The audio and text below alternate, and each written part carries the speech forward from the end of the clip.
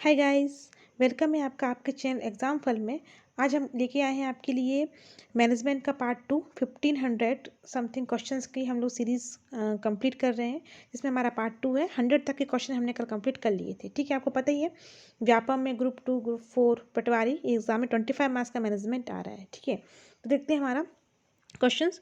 अग्रदायक प्रणाली फ्लोइड का fill in the blanks के मामले में अनुमान किया जाता है। ठीक है, तो फ्लोट का जो है वो कहाँ पे मामले में अनुगमन किया जाता है? खुदरा रोकड़ बही। अग्रदायक प्रणाली फ्लोट, अग्रदायक प्रणाली या फ्लोट का ठीक है किस मामले में अनुगमन किया जाता है? खुदरा रोकड़ बही, खुदरा रोकड़ बही। ठीक है, चलिए, अगर निवल वर्तमान मूल्य NPV0 होता है तो उससे क्या निरूपित होता है? ठीक है, अगर निवल वर्तमान मूल्य NPV होता है तो क्या निरूपित करता है? NPV प्रारंभिक निवेश से अधिक है, कि NPV जो है वो प्रारंभिक निवेश से अधिक है। ठीक है, चलिए आगे देखते हैं। निम्नलिखित विशेषताओं में से किस नेतृत्व को स्वाभाविक घटक के रूप में जाना जाता है? तो प्रत्यायोजन। ठीक है, प्रत्यायोजन को स्वाभाविक घटक के रूप में जाना जाता है, स्वाभाविक घटक के रूप में। ठीक है, चलिए आगे देखते हैं कि एक पूरे संगठन के लिए बड़े फैसले लेने के लिए जिम्मेदार है कौन? शीर्ष प्रबंधक। जो शीर्ष प्रबंधक होगा जाहिर है कि पूरे संगठन के लिए बड़े फैसले के रूप में जिम्मेदार होगा। ठीक है, चलिए, बैड डेबिट यानी डूबत ऋण प्रदर्शित किया जाता है लाभ और हानि खाते की डेबिट पक्ष में। ठीक है, लाभ और हानि खाते की डेबिट पक्ष में ही डूबता ऋण जो है प्रदर्शित किया जाता है। ठीक है, कार्यशील पूंजी इंगित करती है व्यापार की दैनिक गतिविधियों के प्रबंधन के लिए आवश्यक नगद। ठीक है, कार्यशील पूंजी जो है वो इंगित करती है व्यापार की दैनिक गतिविधियों के प्रबंधन के लिए आवश्यक नगद। ठीक है, चलिए आगे देखते हैं हम। उपभोक्ता जीवन शैली के मापन के विज्ञान और वर्गीकरण का संदर्भित करता है। ठीक है, तो मनोवृत्ति परक साइकोग्राफ जो है वो वर्गीकरण संदर्भित करता है। ठीक है, एक संगठनात्मक दृष्टिकोण में ग्रेप बाइन क्या है? ठीक है, तो एक संगठनात्मक दृष्टिकोण में ग्रेप बाइन जो संचार की एक अनौपचारिक सारणी जो कि खुद को विकसित करती है। ठीक है, संचार की एक अनौपचारिक प्रणाली जो खुद को विकसित करती है संगठनात्मक दृष्टिकोण में ग्रेप बाइन का यही अर्थ है। ठीक है, चलिए नेक्स्ट क्वेश्चन देखते हैं हम। शुद्ध कार्यशील पूंजी। ठीक है, शुद्ध कार्यशील पूंजी प्रदर्शित करती है।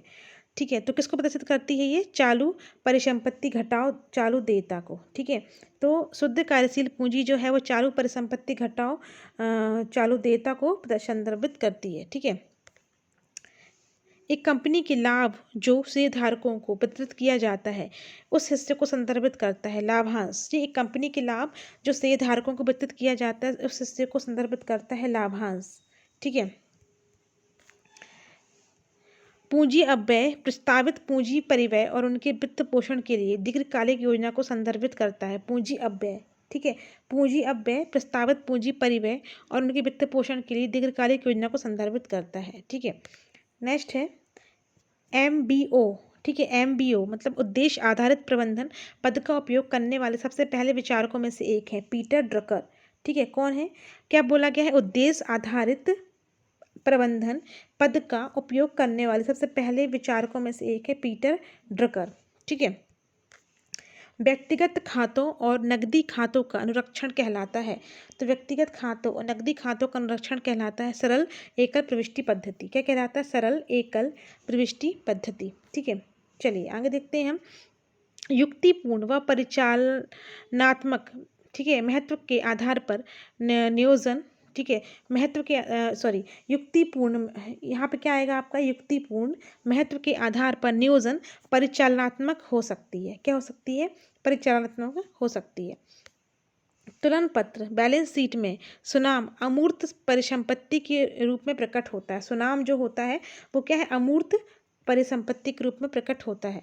प्रबंध क्या है? प्रबंध क्या है? एक व्यापार है, एक पेशा है, दोनों है, कोई नहीं, तो एक पेशा है। प्रबंध का प्रथम कार्य क्या है? प्रथम कार्य क्या है? नियोजन करना, मतलब प्लानिंग करना। प्रबंध का अंतिम कार्य क्या है? प्रबंध का अंतिम कार्य सूचनाओं का संप्रेषण करना। ठीक है, वैज्ञानिक प्रबंध के जन्मदाता माने जाते हैं। ठीक है, तो वैज्ञानिक प्रबंध के जन्मदाता माने जाते हैं हेनरी फ्योल। ठीक है, प्रबंध क्या है? एक कला भी है और एक विज्ञान भी है, दोनों सही है।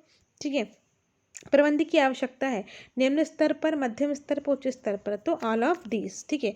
वर्तमान युग में प्रबंध है अनिवार्य, वर्तमान युग में प्रबंध है अनिवार्य है। ठीक है। प्रबंध विकास है लोगों का, व्यक्तियों का, व्यवसाय का, उद्योगों का, तो क्या हो जाएगा लोगों का। ठीक है।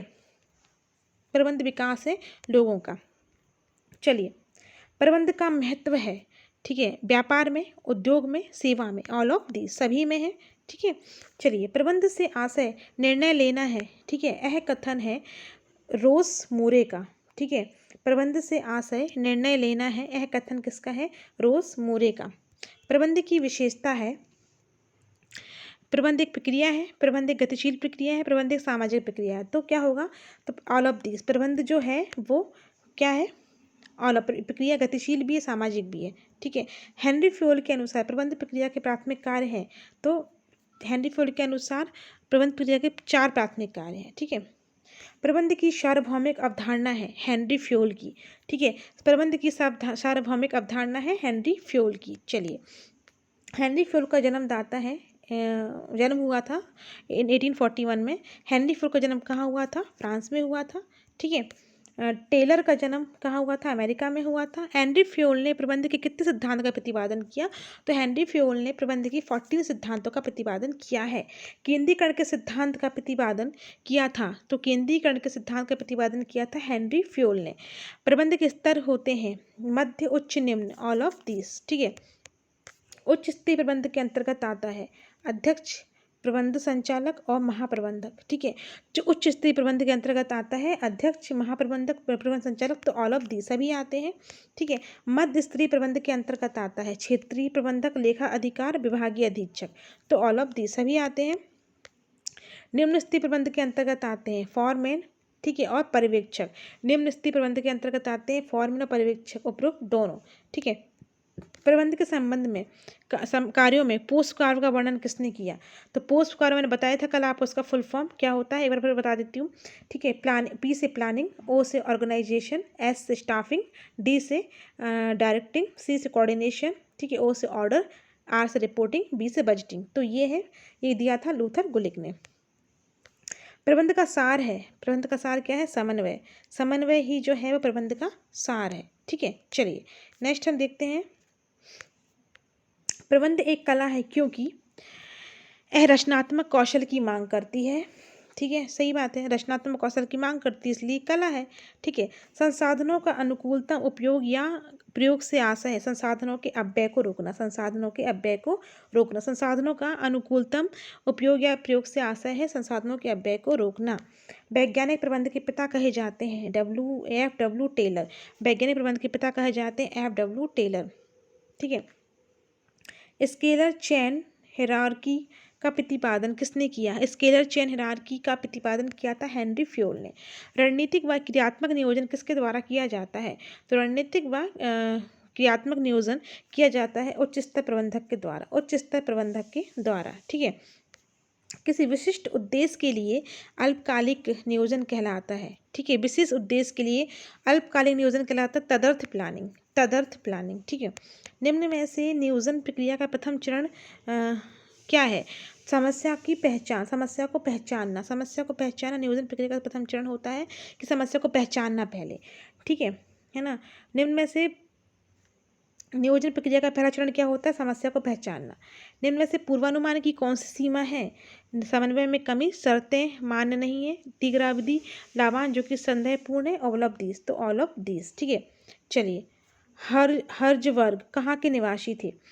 अमेरिका के निवासी थे। A.H. मैस्लो कहाँ के निवासी थे? A.H. मैस्लो अमेरिका के निवासी थे। प्रबंध की आवश्यकता होती है निम्न, उच्च, मध्य, ऑल ऑफ दी सभी में होती है। प्रबंध है निरंतर प्रक्रिया। प्रबंधन क्या है? एक निरंतर प्रक्रिया। प्रबंध विकास है। ठीक है। प्रबंध विकास है, किसका विकास है? व्यक्तियों का विकास है। ठीक है। चलिए, थियो हेमन के अनुसार प्रबंध को कितने भागों में बांटा गया है? तो थियो हेमन के अनुसार प्रबंध को 3 भागों में बांटा गया है। प्रबंधन की सार्वभौमिक अवधारणा का प्रतिपादन किसने किया? तो प्रबंधन की सार्वभौमिक अवधारणा का प्रतिपादन किया था हेनरी फ्योल ने। ठीक है। चलिए आगे देखते हैं हम, प्रबंधन हेतु क्रियात्मक विद्यालयों के, ठीक है, प्रणेता माने जाते हैं? प्रबंधन हेतु क्रियात्मक विद्यालयों के प्रणेता माने जाते हैं हेनरी फ्योल। कौन माने जाते हैं? Henry Fayol. हेल्टर मेयो का जन्म हुआ था ऑस्ट्रेलिया में। किसने प्रशासनिक प्रबंधकीय सिद्धांतों का प्रतिपादन किया था? प्रशासनिक प्रबंधकीय सिद्धांतों का प्रतिपादन किया था हेनरी फ्योल ने। नवशास्त्रीय सिद्धांत कहा जाता है? नवशास्त्रीय सिद्धांत कहा जाता है प्रबंधकीय मानवीय संबंध के सिद्धांत को। ठीक है। आकस्मिक प्रस्ताव को कहते हैं परिस्थितिजन्य अवधारणा। परिस्थितिजन्य अवधारणा। प्रबंधन है कार्यात्मक सिद्धांत। क्या है प्रबंधन? कार्यात्मक सिद्धांत है प्रबंधन। ठीक है। प्रबंधन के अंतर्गत क्या होता है? उत्पादन घटता है कि बढ़ता है? जाहिर सी बात है बढ़ेगा। प्रबंधन में क्या घटता है? दर। प्रबंधन में क्या घटता है? दर घटती है। ठीक है। किसी भी चीज़ की दर, काम अच्छे से प्रबंधन होगा तो दर जो है रेट घटेगा। ठीक है। कौशलता आएगी। प्रबंधन सहयोग करता है। ठीक है। किसमें? प्रबंधन सहयोग करता है किसमें? तो प्रबंधन सहयोग करता है उच्च स्तरीय उत्पादन में। ठीक है। इसका आंसर क्या होगा? उच्च स्तरीय उत्पादन में। प्रबंधन सहायक है संगठनात्मक उद्देश्यों की प्राप्ति हेतु, एकल उद्देश्यों की प्राप्ति हेतु, तो दोनों के लिए। ठीक है। वेदों में मुद्रा से अभिप्राय है हरी ऊर्जा से। ठीक है। वेदों में मुद्रा का मतलब क्या है? हरी ऊर्जा, ग्रीनरी। ठीक है। निम्न में से कौन प्रबंधक का भाग नहीं है? ठीक है। तो जाहिर सी बात है अपन ने पढ़ा था अभी पोस्ट कार्व सिद्धांत में। पी मतलब प्लानिंग था, वो ऑर्गेनाइजेशन था। ठीक है। नियंत्रण था, कंट्रोलिंग। ठीक है। बाजारीकरण प्रबंधन का भाग नहीं है। मिड्स वर्ग ने प्रबंधकीय कार्यों को कितने भागों में बांटा है? मिड्स वर्ग ने प्रबंधकीय कार्यों को 3 भागों में बांटा है। वैज्ञानिक प्रबंधन कब चर्चा में आया? 1913 में। वैज्ञानिक प्रबंधन कब चर्चा में आया? 1913 में। ठीक है। प्रबंधन में नीति निर्माण की क्रिया किनके द्वारा की जाती है? तो जाहिर सी बात है कि प्रबंधन में नीति निर्माण की क्रिया जो है वो उच्च स्तरीय प्रबंधकों के द्वारा की जाती है। प्रबंधक के सिद्धांत में होते हैं। ठीक है। तो प्रबंधक के सिद्धांत में क्या होते हैं? नियोजन भी होता है, निर्देशन भी होता है, संगठन भी होता है। ठीक है। जो सिद्धांत पूछा है, सॉरी। ठीक है। तो सिद्धांत में कोई नहीं, सिद्धांत तो अलग है ना, जैसे वैज्ञानिक सिद्धांत हो गया, नौकरशाही सिद्धांत हो गया। ठीक है। ये तो प्रबंधन करने का तरीका होता है। ठीक है। चलिए, प्रबंधन में चयन, कौशल, प्रशिक्षण आदि मानवीय मूल्यों गुणों की अवधारणा से औचित्य है। किसमें होना चाहिए? कौशल, विकास, प्रशिक्षण। जाहिर सी बात है किसमें? कर्मचारी को होना चाहिए। ठीक है। प्रबंधन के सिद्धांत होते हैं तार्किक विधिपूर्ण। कैसे होते हैं? तार्किक विधिपूर्ण। हेनरी फ्योल है सामाजिक वैज्ञानिक। हेनरी फ्योल क्या है? एक सामाजिक वैज्ञानिक। ठीक है। डिवीजन ऑफ वर्क का सिद्धांत समानता अवधारणा है विशेषीकरण नेतृत्व की क्षमता। विशेषीकरण नेतृत्व की क्षमता। निम्न में से कौन सी अवधारणा टेलर की वैज्ञानिक अवधारणा का स्वरूप नहीं है? कार्यात्मक प्रबंधकीय गुण। कार्यात्मक प्रबंधकीय गुण। ठीक है। चलिए, अभिप्रेरणा है एक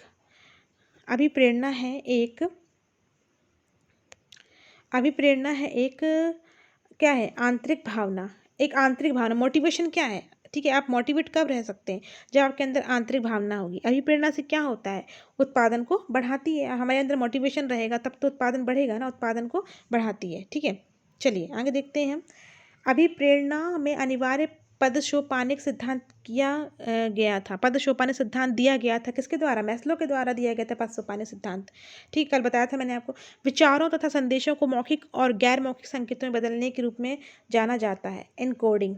क्या जाना जाता है? इन विचारों तथा संदेशों को मौखिक और गैर मौखिक संकेतों में बदलना कहलाता है इनकोडिंग। ठीक है। पत्रकारिता व संचार का राष्ट्रीय विश्वविद्यालय कहाँ स्थित है? तो पत्रकारिता व संचार का राष्ट्रीय विश्वविद्यालय भोपाल में स्थित है। ठीक है। विचारों तथा संदेशों को मौखिक और गैर मौखिक संकेतों में बदलना, ठीक है, के रूप में जाना जाता है एनकोडिंग। ठीक है। आंतरिक व बाह्य कारक जो कक्षा में छात्रों द्वारा संदेश के स्वागत को प्रभावित करता है, संदर्भित किया जाता है शोर। ठीक है। शोर। संचार व पर उनके प्रभाव के लिए इशारों और शरीर की मुद्राओं के अध्ययन को किस रूप में जाना जाता है? क्राइनेसिक्स। ठीक है। चलिए, निम्न में से कौन सा संचार का प्रभावी तरीका है? ठीक है।